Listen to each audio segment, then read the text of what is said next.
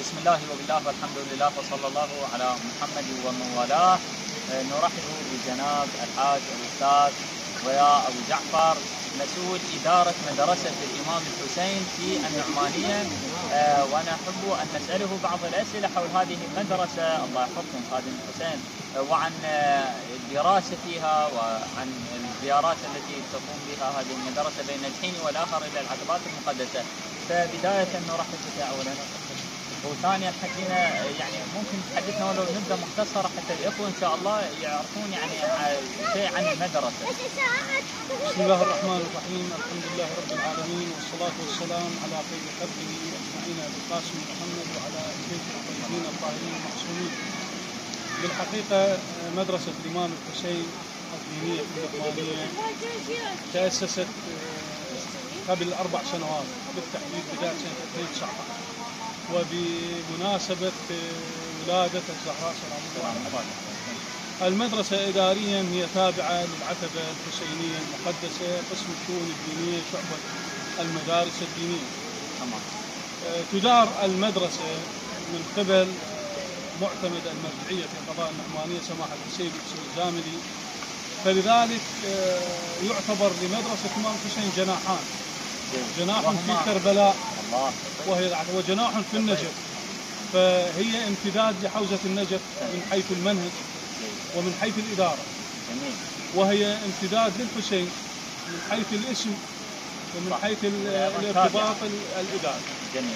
المنهج الذي يدرس أستاذ حسين هو نفس منهج الحوزة، عبادات الفقه بقسمين، العبادات والمعاملات، المنطق، دراسة النحو، دراسة الأخلاق، العقائد، هذه بالمرحلة الأولى. أيضا بالمرحلة الثانية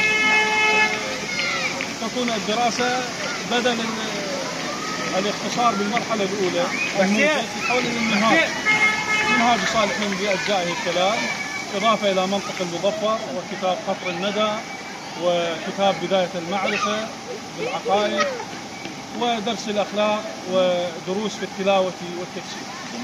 شكرا واستاذنا. طيب يعني كما نعلم ان المدرسه تقوم على يعني بين فتره واخرى بزيارات الى العتبات، هذه الزياره ما الغايه منها؟ يعني هي هل ترفيهيه ام فيها بعد اخر؟ الغايه من هذه السفرات التي تنظمها المدرسه للتنسيق مع العتبه لها عده اهداف. الهدف الاول ادامه الصله بين طلبه المدرسه وبين العلماء في كربلاء. وكذلك توجد سفرات ايضا الى النجف لادامه الصله او تلاقح الافكار بين مدرسه الامام الحسين وحوزه النجف الاشرف، هذه الحوزه العجيبه. فالسفرات غالبا ما تكون الى كربلاء في رحاب سيد الشهداء، في رحاب الحسين سلام الله عليه، ونحن الان في كربلاء في هذه الاجواء، في هذه الليله المباركه، ليله الجمعه، وكذلك ليله استشهاد مولاتنا الزهراء على الرواتب. فيتم ترتيب هذه الزيارات بالتنسيق مع العتبة المقدسة، والتي تقوم مشكورة بإرسال السيارات وتوفير المنام والغذاء لوجبات 3 أو وجبتين، فكل هذا يعني بالترتيب مع العتبة المقدسة شعبة المدارس الدينية، فلهم جزيل الشكر والامتنان. شكرا كثيرا على هذه المعلومات جناب الحاج ضياء أبو جعفر مسؤول إدارة مدرسة الإمام الحسين في النعمانية التابعة هي إلى شعبة المدارس الدينية في النعمانية. أخذ من وقتكم ليصير لكم في زيارة هنا في مدينة الزائرين بعدما كنتم في كربلاء المقدسة عند مولى أبي عبد الله الحسين وخليفة العباس. شكرا لكم.